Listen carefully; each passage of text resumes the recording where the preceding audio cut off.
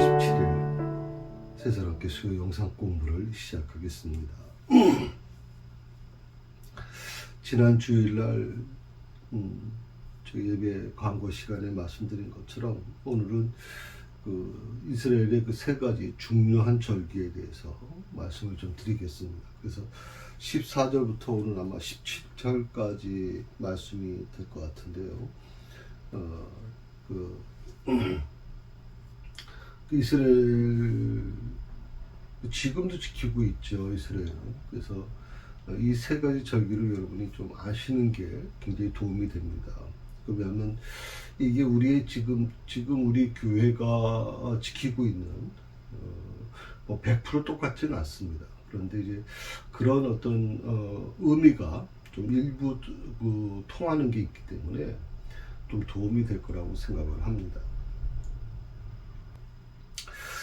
14절부터 17절까지 우리 천천히 말씀을 한번 좀 읽어가면서 같이 나도록 합시다. 우선 15절부터 먼저 읽을까요?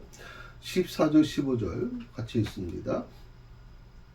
23장입니다. 출애굽기. 너는 매년 3번 내게 절기를 지킬지니라. 너는 무교병의 절기를 지키라. 내가 내게 명령한 대로 아비월의 정한 때에 이래 동안 무교병을 먹을지니 이는 그 달에 내가 애굽에서 나왔습니다. 빈손으로 내 앞에 나오지 말지니라. 그래서 첫 번째 절기를 지금 말씀하고 있습니다. 새 절기를 반드시 지킬 것을 요구하고 계시고 1년에 3번. 그 중에 첫 번째 절기가 뭐냐면 무교절이라는 겁니다. 이 무교절이라고 하는 것은 어떤 기억을 되새기는 거거든요. 그 기억이 뭐냐면 구원에 대한 기억입니다. 이스라엘 백성들이 애굽에서 나오는 과정, 그 과정에서 이제 하나님께서 그들에게 무교병이라고 하는 것을 이제 제시해줬죠. 무교병이라고 하는 것은 사실 우리가 먹는 빵에는 이제 누룩이 들어가 있지 않습니까? 누룩이 들어가 있게 되면 굉장히 좀 더운 지방에서는 굉장히 손상될 수 있는 경우가 많아요. 굉장히 좀 상할 수도 있고. 그런데 무교병이라는 것은 누룩이 안 들어가 있는 그런 빵 종류라고 보면 됩니다. 그러니까 사실 먹기는 굉장히 불편합니다. 저희도 우리 성찬식 때 무교병 직접 그것을 이제 한 번인가 2번 한 적이 있는데, 이게 우리 크래커 같은 아주 딱딱한 저겁니다. 납작하게 생겨서. 근데 우리 크래커는 그래도 과자는 굉장히 좀 거기에 좀 뭐 들어있잖아요. 당부 성분도 들어있고. 그러니까 먹을 때 좀 괜찮은데 이건 당부 성분도 없죠. 아무것도 없이 그냥 군거기 때문에 사실 먹기가 굉장히 불편합니다. 그 대신 그건 오래 보관할 수가 있는 거거든요. 이 광야 생활을 하면서 하나님께서는 거기가 우리가 아는 것처럼 굉장히 무덥지 않습니까? 낮의 온도가 40도가 넘어가고 이렇기 때문에 그런 과정에서 이제 음식이 이제 썩거나 상하면 안 되잖아요. 큰일 나죠. 그래서 그런 부분도 아마 있을 거라고 생각이 들고, 그 누룩이라고 하는 개념 자체가 사실은 어떤 죄성에 대한 부분도 연결되어 있기 때문에 누룩이 번져나가는 것처럼 우리 죄라는 게 우리 안에서 영적으로 해석하면 굉장히 아주 빠르게 자라거든요. 근데 이런 것들 같이 생각해 보면서 아마 표현한 것이라고 생각할 수가 있습니다. 여기서 특별히 중요한 것은 누룩 없는 빵이라고 하는 거죠. 누룩 없는 빵을 먹었던 것을 기념하는 거, 그 사건을 기념하는 거. 그게 과거란 말이죠. 과거의 일이란 말이죠. 근데 그 과거의 일을 하나님은 기억하기를 원하시는 거예요. 우리가 이 구원 처음에 교회 전도받아서 교회 와서 교회에서 뭐 등록을 하게 되고, 그리고 신앙생활을 할 때 처음에 막 가슴이 두근거리잖아요. 왜? 뭐 교회 생활을 해본 적이 없는 사람이 처음에 교회 와서 이질감을 처음 느끼긴 하지만 그렇게 신앙을 열심히 하다 보면 막 그 순수함, 어떤 그런 열정이 일어나요. 여러분 그런 경험 없으세요? 신앙생활 교회 좀 등록할 때 그런 어떤 두근두근거림을 갖고 있다가 교회에서 너무 생소한 곳인데 교회에 대한 부정적인 생각, 교회에 대한 뭐 여러 가지 안 좋은 얘기도 듣고 왔는데 그런 부분에서 하나하나씩 이제 그런 것들이 정리가 되기 시작한단 말이죠. 기독교인들은 자기들끼리만 뭉쳐. 기독교인들은 뭐 어떻대. 뭐 이런 교회에 대한 안 좋은 인식을 갖고 소식을 듣고 왔는데 와서 보니까 교인들이 너무 잘해주거든요. 그 나이 드신 권사님들이 오히려 섬김 받으려고 하지 않냐고 나같이 이렇게 믿음이 약한 사람, 교회 이제 처음 온 사람을 이렇게 따뜻하게 대우해 주는 거에 대해서 굉장히 마음이 열리기 시작하잖아요. 그리고 어느 순간인가 너무 삶이 힘들어서 기도하는데 하나님께서 그 기도하는 법도 잘 모르잖아요. 그런데 하나님 저 좀 도와주세요라고 애절하게 기도했더니 하나님께서 그것을 들어주시고 응답해 주시는 것을 체험하면서 그 입에서 자연스럽게 나오는 거예요, 간증이. 이 신앙, 기독교 신앙, 교회 다니는 게 너무 행복해. 교회 다니는 게 이렇게 좋은 줄 몰랐어. 그것을 이제 혼자만 갖고 있는 게 아니라 내 옆 사람한테, 교회에 대한 부정적인 시각을 갖고 있는 사람한테 아니야, 내가 다녀보니까 그렇지 않아. 너무 교회가 좋아. 교회 다니신 분들이 너무 좋아. 라고 설명할 수 있는 거. 그런 감동을 갖고 살아가는 게 굉장히 중요하거든요. 근데 우리는 사실 신앙생활이 오래되면 오래될수록 그 처음 신앙을 잃어버려요. 그래서 사도 바울도 얘기했지만 첫사랑을 회복하라고 얘기했던 이유가 바로 그겁니다. 사실 연애할 때는 마음이 두근두근 하잖아요. 만날 때마다 그 상대방에 대한 그리움, 또 흥분된 마음, 또 그런 마음들이 우리 마음에 존재하는데 재밌는 게 뭐냐면 이것이 시간이 가서 결혼식을 하게 되고 자녀를 낳고 이렇게 살아가다 보면 삶이라고 하는 그 자체가 항상 좋을 수만 없잖아요. 그런 속에서 서로 갈등도 일어나고 서로가 여러 가지 좀 다툼도 일어날 수가 있거든요. 근데 그런 것들이 하나의 쌓여지면서 그것이 영양분이 되고 그것이 하나의 가족이라고 하는 틀을 만들어내는 거거든요. 그래서 어떻게 보면 결혼 생활을 오래 하신 분들한테 물어보면 사랑하십니까? 라고 물어보면 사랑이라는 표현보다는 마치 친구 같다. 50년을 같이 친구처럼 살았다. 라고 하는 말을 많이 좀 합니다. 나이 드신 분들 중에서. 저도 젊었을 때는 그게 무슨 말인지는 몰랐어요. 사랑하면 사랑하지 무슨 뭐 친구 같다. 그렇게 표현하는가 했는데 저도 제 아내와 지금 37년 결혼 생활을 하고 만나기 연애 기간만 7년이었으니까 거의 45년 정도 되죠. 그런 세월이 이제 지나가다 보니까 사랑한다는 표현도 물론 필요하겠지만 어떻게 보면 정말 친구 같은 친구라고 표현하기도 좀 그렇죠. 내 몸의 일부처럼 느껴지는 경우가 있어요. 그러니까 그런 부분들이 정말 결혼 오래 하신 분들이 느끼고 있는 그런 감정이구나. 그런 걸 제가 느낄 때가 있었거든요. 자, 과거의 일입니다만은 그 홍해 사건을 통해서 이스라엘 백성들은 죽음에서 살아났단 말이에요. 하나님께서는 그걸 기억하라고 하는 거예요. 그 사건을 잊지 말라는 거예요. 그 잊지 말라고 하는 것을 무교병이라고 하는 무교절이라고 하는 이 절기를 하나님이 만드시고 그렇게 절기를 지킬 것을 요구하고 계시는 거예요. 그래서 이스라엘 백성들은 지금도 이 무교절을 지킵니다. 그리고 국가에서는 이스라엘 나라에서는 이 절기를 지킬 때 뭐 일주일이면 일주일 이상의 휴가를 내주도록 반드시 그렇게 회사에다가 통보를 해주거든요. 이건 지켜야 되고 안 지켜도 되는 게 아닙니다. 반드시 지켜야 되는 겁니다. 우리가 생각하는 상식적인 것으로는 좀 이해가 잘 안 된다고 생각할지 모르지만 이스라엘 백성들에게는 굉장히 중요한 부분으로 얘기하고 있거든요. 그리고 그 하나님의 구원의 행위를 기억하는 것으로만 끝나는 게 아니라 기억하는 것도 물론 중요한 거죠. 기억한다는 게 얼마나 중요한 겁니까? 그런데 그것으로 끝나지 않고 그 은혜에 응답하는 삶을 살아가라는 명이에요. 그 은혜에 대한 응답하는 삶.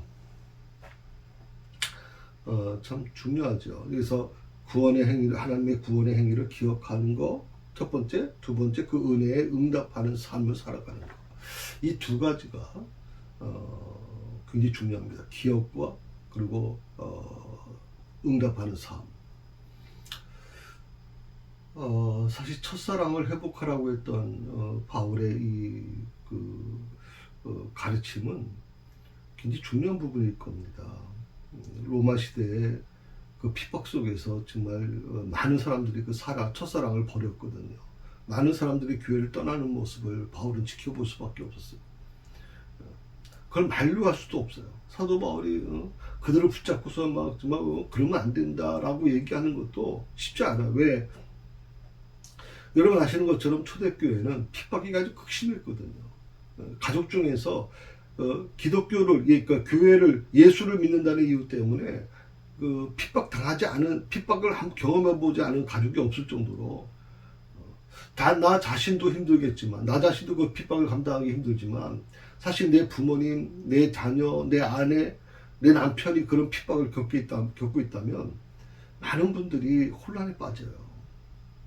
이렇게까지 해서 신앙생활을 해야 되는가? 이렇게까지 해서 하나님을 믿어야 되는가에 대한 여러 가지 그런 고민할 수밖에 없는 부분이 있어요. 그렇게 많은 사람들이 교회를 떠나가게 되고, 사도 바울은 그들을 바라보면서 정말 딱 한마디만 한 거예요. 첫사랑을 회복하라. 첫사랑. 하나님과의 첫사랑. 그것만이 이 고난, 핍박을 이길 수 있는 길이라고 바울은 믿었던 것 같아요. 우리가 삶을 살아가면서 너무나도 힘들 때가 많아요. 결혼해가면서. 저도 37년의 세월이 그렇게 쉽게 온 건 아니지 않습니까? 위기가 많이 있었죠. 건강의 위기도 있었고, 경제적인 위기도 있었고, 자녀의 그 진로에 대한 위기도 있었고, 수많은 그 위기를 겪으면서 그 위기를 이길 수 있었던 이유 중에 하나가 뭐냐면, 제가 제 아내를 처음에 만났을 때, 사모를 처음 만났을 때, 그 사모에게 봤던 가장 순수했던 마음, 그 사랑하는 마음, 그런 부분들이 아마 그 어려움들을 이길 수 있었던 하나의 그 힘이 되지 않았을까 생각을 해보거든요. 내가 내 아내를 만나는 과정이 그저 인간적인 어떤 그런 좋은 감정만 가지고 만난 게 아니라, 저 사람은 하나님이 내게 붙여준 사람이고, 사모가 그 목사가 되는 데 있어서 반드시 필요한 사모가 될 사람이다라고 확신했기 때문에 내가 그렇게 우리 사모하고 이렇게 만나게 됐고 결혼하게 됐는데, 이런 것들은 단순히 과거의 그런 기억으로 끝나는 것이 아니라, 이것을 어떻게 내 삶 속에 연결시켜 나갈 것인가, 그 하나님께서 내게 주신 은혜를 어떻게 응답하는 삶을 살 것인가 라고 하는 것은 굉장히 중요합니다.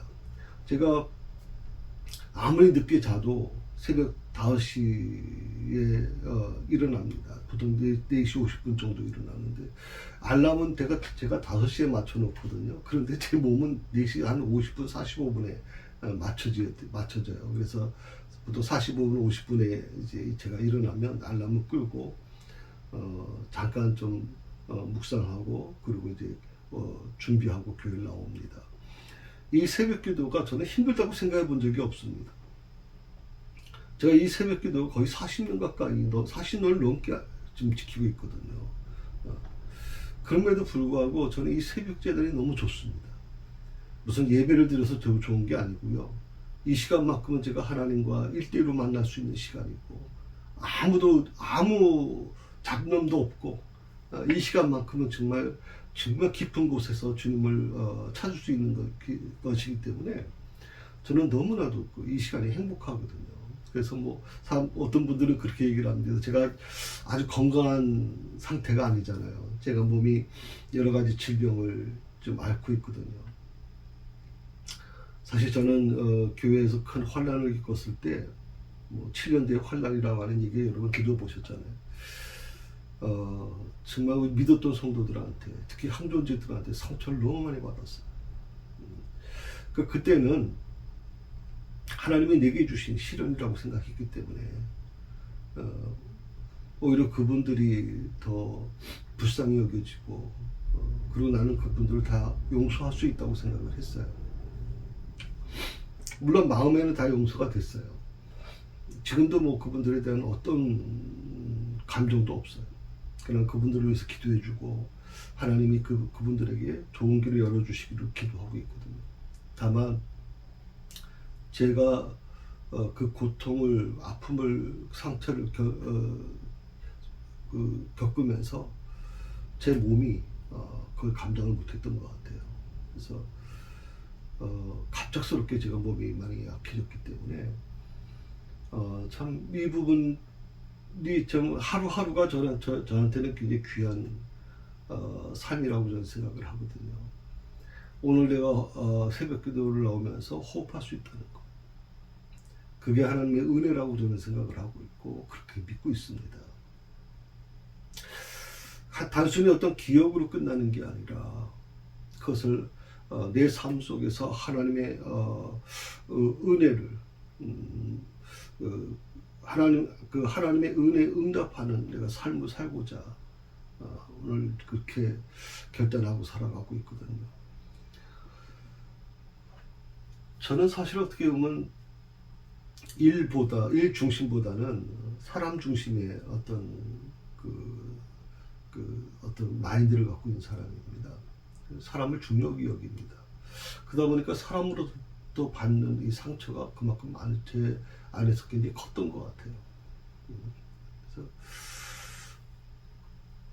일부에서는 좀 교회 목사들은 대부분 그렇거든요. 그러니까 성장 위주의 그런 어떤 그 마인드를 갖고 있는 목사님들 같은 목회적인 마인드를 갖고 있는 분들은 교인들에 대한 부분을 그렇게 사람 중심으로 생각하지 않습니다. 일 중심 그리고 교회 성장 중심으로 가기 때문에 그런 부분들에 대해서는 좀 덜한데 저같이 좀 사람 중심을 갖고 있는 사람들에게는 그런 것이 더 아마 좀 충격적이었던 것 같아요. 자, 이 무교절의 본질이 뭐냐? 단순한 관습이 아니라고 하는 거예요. 그냥 관습적으로, 그러니까 매년 우리가 부활절을 지키고 또 추수감사절을 지키고 하다 보니까 이것이 매년 반복되고 있단 말이죠. 그러니까 반복되다 보니까 그게 안에 관습처럼 돼갈 수밖에 없거든요. 그런데 무교절의 그 본질이 뭐냐? 단순한 관습이 아니라 하나님의 구원을 매일의 삶 속에서 기억하고 감사하는 것. 이것이 바로 무교절의 본질이에요. 하나님이 무교절을 지키라고 하는 이유는 바로 그거예요. 단순히 관습적으로 지키라는 게 아니에요. 습관적으로 지키라는 게 아니라 하나님의 구원을 매일의 삶 속에서 기억하라는 거예요. 그걸 감사라는 거예요. 오늘날 우리의 삶에서도 마찬가지일 거라고 생각이 듭니다. 하나님께서 행하신 구원의 은혜를 끊임없이 묵상하는 것, 그리고 그 하나님께서 주신 자유와 생명을 기뻐하는 시간이 되는 것, 그것이 바로 오늘 우리가 살아가는 목적이 아닌가. 그래서 저는 이 무교절을 요즘으로 보면 저는 부활절이라고 저는 생각을 해요. 부활절. 나의 그 죄를 다 탕감하시기 위해서 예수님께서 십자가에 죽으셨다가 부활하신 그 부활의 그 기쁨이 내 안에서 오늘도 살아 역사하고 그 부활의 그 기쁨을 가지고 내가 오늘도 살아갈 수 있는 거죠. 그 부활의 기쁨이 있기 때문에 제가 여러 가지 건강적으로 힘든 부분이 있어도 그 속에서 감사할 수 있고 오늘도 내게 호흡할 수 있는 기회를 주신 하나님께 감사할 수 있고 어떻게 보면 언제든지 하나님이 부르시면 기쁘게 갈 수 있는 그런 마음이 아마 이 무교절의 개념, 부활절의 개념하고 연결되고 있다고 생각을 합니다. 두 번째 절기가 있습니다. 두 번째 절기는 맥추절이라고 하는 겁니다. 이 맥추절은 우리가 좀 맥추절이라는 것과 수장절을 조금 좀 혼돈나는 경우가 좀 있습니다. 사실 내용은 비슷합니다. 맥추절은 이제 첫 보리 수확에 대한 부분이 있거든요. 그래서 맥추라고 하는 게 맥이라고 하는 게 이제 보리라는 뜻이니까 보리를 수확하는 게 왜 수장절에도 역시 마찬가지로 마지막 추수를 하고 미를 추수하고서 이제 하나님께 감사하는 그런 절기인데, 그러면 이게 그 맥주절하고 수장절은 비슷한데 왜 그렇게 구분하는가? 근데 구분해야 되는 이유가 뭐냐면, 맥주절은요, 이렇게 생각하시면 돼요. 요즘에는 이 맥주절의 개념이 좀 많이 약해졌잖아요. 저희 교회도 맥주절을 특별히 지키지는 않습니다만은, 사실 이 맥주절은요, 우리 과거에 지금은 뭐 워낙 우리가 이제 풍족하지만 과거에는 보릿고기라는 게 있었잖아요. 겨울이 지나면 양식이 떨어져 가지고 봄에 보리가 나기 전까지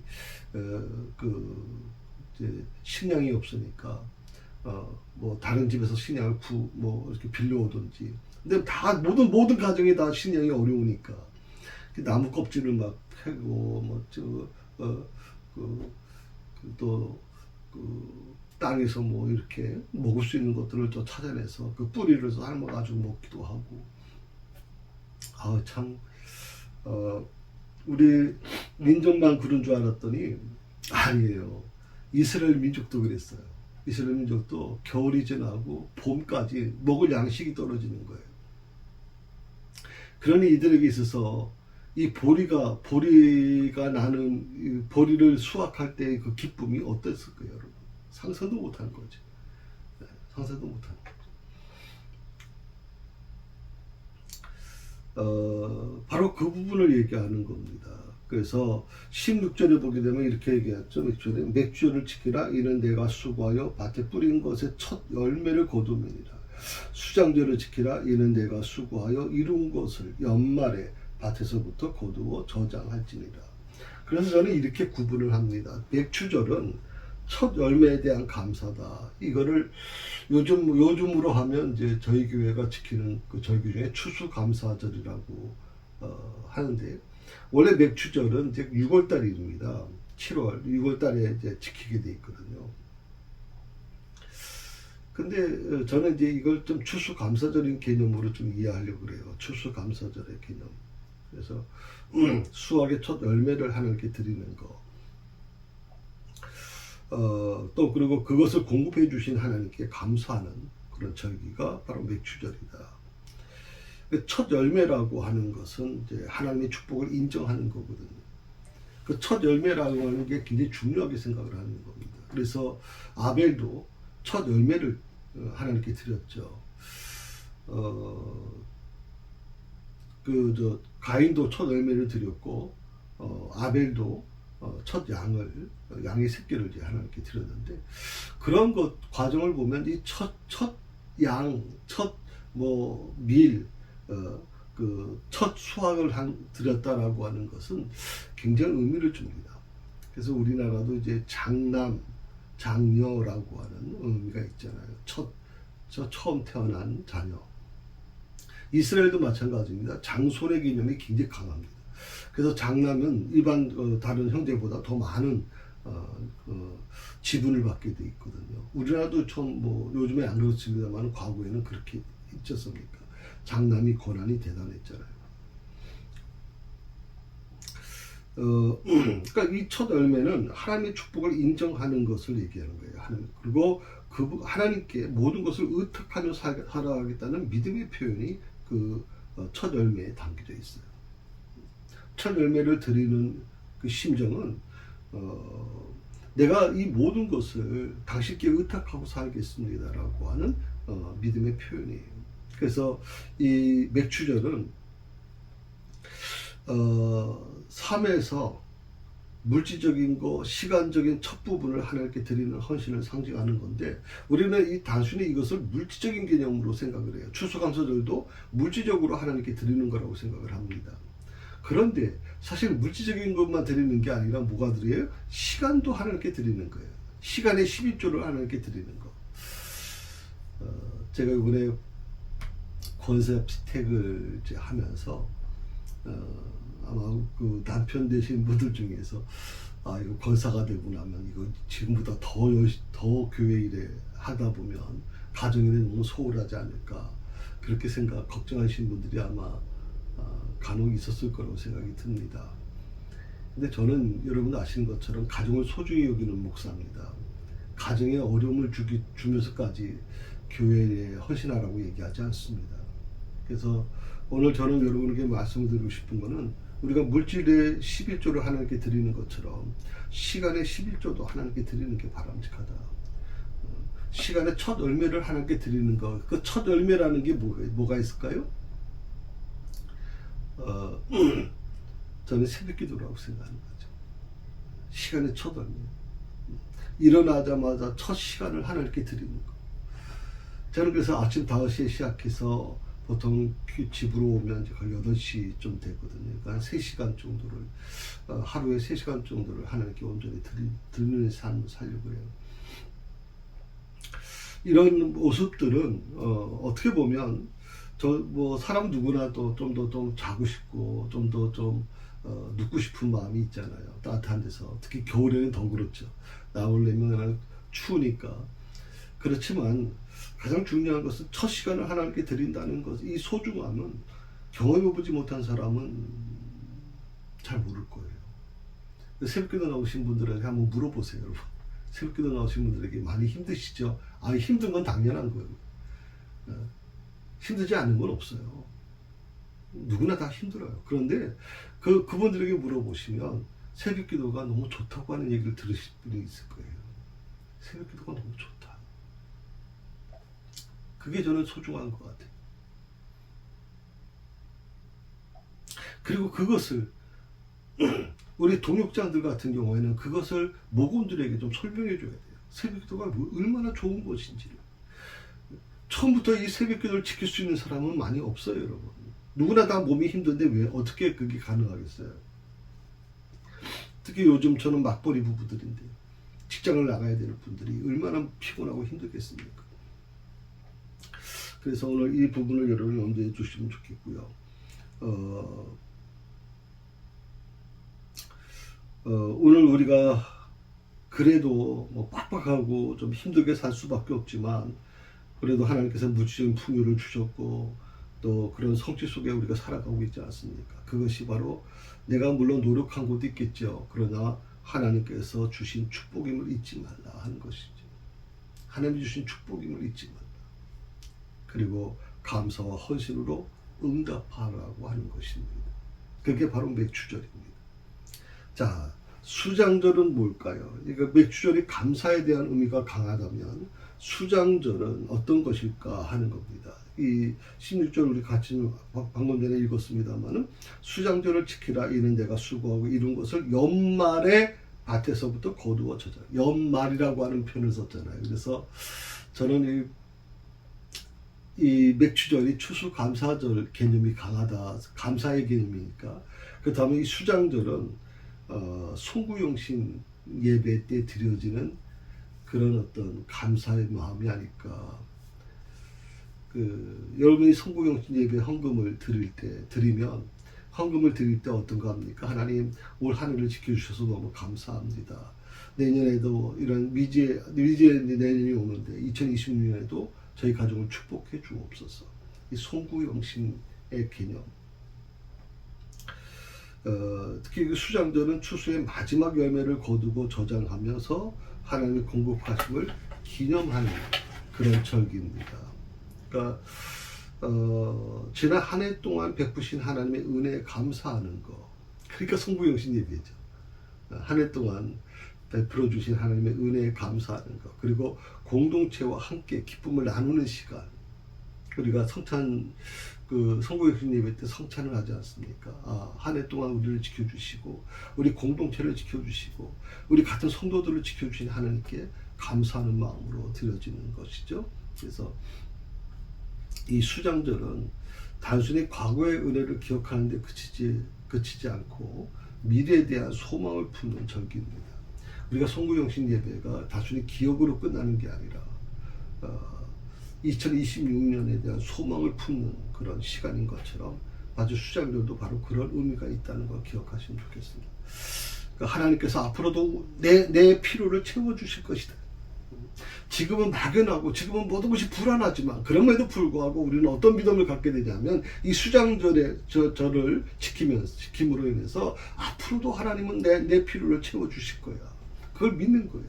그리고 그분께 의지하는 신앙으로 새롭게 하는 시간이 바로 이 수장절을 지키는 의미다. 그런 마음을 가지고 이 수장절의 정신을 따라서 우리가 하나님의 신실하심을 찬양하고 그리고 미래의 길을 하나님께 맡겨드리는 삶을 살아가야 되겠다 하는 것입니다. 특히 이 새 절기를 하나님께서 제정하신 그 까닭이 뭐냐? 그건 바로 이런 거죠. 하나님을 기억하고 영적인 일에 힘쓰라고 하는 그런 의미가 있어요. 하나님을 기억하는 게 굉장히 중요한 거예요. 우리가 이 삶을 살아가면서 그러니까 어떤 분들은 중에서는 교회 나갈 필요 뭐 있어? 교회 나가면 뭐 헌금 내라, 뭐 교회 나가면 뭐 하라. 너무 복잡하고 힘들다. 또 교회 나가니까 성도들 간에 뭐 상처받고 상처 주고 너무 힘들다. 그렇게 생각하는 분들이 있어요. 그런데 그러니까 뭐 교회 안 나고 난 혼자서 신앙생활해요. 여러분 100% 다 실패합니다. 혼자 신앙생활하는 건 거의 실패할 수밖에 없어요. 자, 그 이유가 뭐냐면 하나님을 기억하는 거.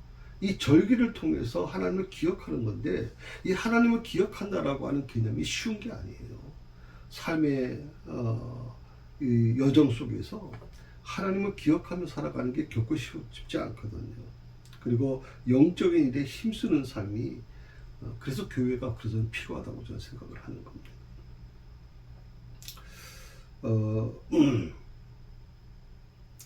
특히 조금 더 세부적으로 표현하게 되면 이 절기를 지킴으로 인해서 백성들로 하여금 과거의 하나님에 의해서 구원받은 것을 기억하는 것이고 그리고 현재 하나님의 은혜로 살아가고 있음을 인정하는 것이고 그리고 앞으로 하나님의 은혜로 살아갈 것을 깨닫게 되는 게 그러니까 과거, 현재, 미래 그게 바로 이 절기를 지키는 목적이다. 이스라엘 민족이 어떻게 이 절기를 지켜왔을까요? 그래서 사실 어떻게 보면 현실에 들어가서 보면 열왕기하 23장, 역대하 30장 이런 데 보면 안식년 규례와 더불어서 그 절기가 잘 지켜지지 않았다고 그렇게 기록하고 있어요. 이건 하나님께서 반드시 지키라고 했던 것인데도 불구하고 이게 잘 지켜지지 않는 거예요. 또 신약시대에 와서도 마찬가지입니다. 자신이 형식에 치우쳐버리게 돼요. 그래서 바울은 이런 절기를 형식적으로 지키지 말도록 그렇게 아주 다짐시키고 가르치고 있어요. 고린도서 2장 16절에 보게 되면 바로 바울은 이 절기에 대해서 그 절기의 의미를 깨닫고 절기의 뜻을 실천해 나가야지 그 절기를 형식적으로만 지키지 말라고 그렇게 강권하고 있죠. 그 이유는 이런 절기들은 장래일의 모형이기 때문에 그리고 그리스도를 통해 완성되었기 때문이었다고 바울은 그렇게 정의를 내리고 있습니다. 예, 오늘 여기까지 좀 하겠습니다. 여러분들이 다음 주에는 조금 더 이 무교절과 제가 큰 틀만 가지고 설명을 드렸고 다음 주에는 조금 더 이 부분에 대해서 성경 말씀에 어떻게 이것을 설명할 것인가에 대한 부분까지도 같이 좀 더 보충해서 설명을 드리고 넘어가도록 그렇게 하겠습니다. 네, 수고하셨습니다. 편안하시고요. 또 이 추운 가운데 좀 몸 관리 잘 하시고요. 예. 기도하십시다. 하나님 감사합니다. 오늘도 저희와 함께 하셔서 감사합니다. 오늘도 주신 말씀 깊이 묵상하면서 이 세 가지 절기를 반드시 지킬 것을 하나님이 요구하셨지만 그런데 참 안타까운 것은 하나님 시간이 지나면서 점점점 그 의미를 잃어버린 채